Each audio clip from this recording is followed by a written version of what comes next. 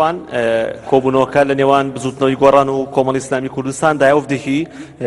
بزوتنەوەی گۆڕان سەردانی مەکتەبی سیاسی کۆمەڵی ئیسلامی کوردستانی کردووە کە ئەوفدەکەی بزوتنەوەی گۆڕان لە عومەری سێعەلی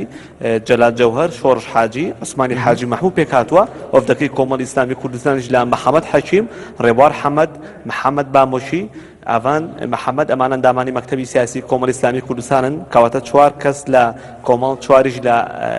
بزوتنەوەی گۆڕان لە کۆبنەوەدان کۆبنەوەکەیان لەسەر دۆخی ئێستایە بزوتنەوەی گۆڕان هاتووە ڕێکەوتنامەکەی خۆیان وێچێتی بۆ کۆمەڵی ئیسلامی کوردستان ڕوون کاتەوە ئەو پرسیارانی کامان هیان بێ ئەوان وەڵامیان بدەنەوە باسی ڕێکەوتنەکەی خۆیان دەکەن بۆ لایەنە سیاسیە ئەم سەردانیان لە چوارچێوەی ئەوەدایە کە دوای ڕێکەوتنەکە بڕیارێندا بوو سەردانی لایەنە سیاسیەکان بکەن هەرچەندە دەبوو ئەم سەردانە سەردانی هاوبەشی نێوانێچێتی و گۆڕان بۆ لایەنە سیاسیەکان بەڵام هێشتا ئەوان لەسەر ئەو لیژنەیە پێکەوە لیژنە هاوبەشەکان سەردانی هیچ دانێکی سیاسیان نەکردووە ئەو تا ئێستا بزوتنەوەی گۆڕان بەجێ هاتوو سەردانی کۆمەڵی ئیسلامی کردووە جگە لەوە باسی ئەم دۆخە سیاسی دەکەن چونکە لە ڕێکەوتنەکەی ئەوان باسی ئاساییکردنەوەی دۆخی سیاسی هەرێمی کوردستان دەکەن باسی ئاساییکردنەوەکە دەکەن و ئەو ڕایانی کە کۆمەڵی ئیسلامی هەیەە ئەو پرسیارانی کە هەیە لەسەر ڕێکەوتنەکە ئەوان وەڵامیان دەدەنەوە هەر بە پێی زانایانی کە دەست ئێمە گەشتووە بڕیارە هەر ئەمڕۆ لیژنەی هەماهەنگی ئەو لیژنەی کە هەیە لە نێوان بزوتنەوەی گۆڕان و یەکێتی نیشتمانی کوردستانە کۆ ببنەوە تەبعاً دوایام کۆبوونەوەی ئەمانە کۆبوونەکەی بزوتنەوەی گۆڕان و کۆمەڵی ئیسلامی کوردستان لە کاتێکدایە کە هێشتا ڕوون نییە بزوتنەوەی گۆڕان سەردانی یەکگرتووی ئیسلامی کوردستان دەکایان تەنها لەگەڵ کۆمەڵ کۆ دەبێتەوە ئێمە چاوەڕێی هاتن دەرەوەی ئەندامەکانی هەردوو وەفدەکەی کۆمەڵ و گۆڕاندین کە شوان لەم هۆڵەی پشتمنەوەی کۆبوونەوەکان چەند مەترێک لە منەوە دوورە هەوڵ دەدەم لە کاتی هاتن دەرەوە ئیسفادەیان لێ بکەم و لێدوانە لێوەربگرم باشوان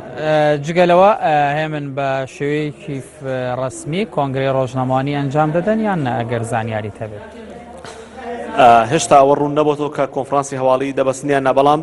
لە کۆبوونەوەکە دوو کەسی تایە کە قسەکەری ئەم دوو لایەنە سیاسەن شۆڕش حاجی وتەبێژی بزوتنەوەی گۆڕان ڕێبوار حەمەد وتەبێژی کۆمەڵی ئیسلامی کوردستان ئەگەر قسە بکەن ئەم دوو کەسایەتی قسە دەکەن چکار دووکیان وتەبێژی ئەو دوو لایەنن و لە کۆبوونەوەکەدان ئەگەر لە سەیری هەیکەلی کۆبوونەوەکە بکەی بەپێی ئەم دوو کەسی کە تیایدایە ڕەنگە قسە بکەن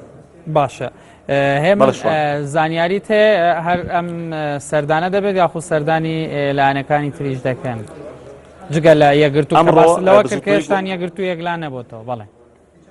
شوان من پێشەوەی ئەم کۆبوونەوە ڕووبا قسەمەکە بە پرسانی گۆڕان و چێتی کردووە هێشتا کاتەکان دیاری نەکرو کە کەی سەردانی پارتی دیموکراتی کوردستان بکەن بە لیژنە هاوبەشەکەیان بەڵام ئەمڕۆ تەنها ئەم کۆبوونەوەی گۆڕان و کۆمەڵ هەیە دوای کۆبوونەوەی گۆڕان و کۆمەڵ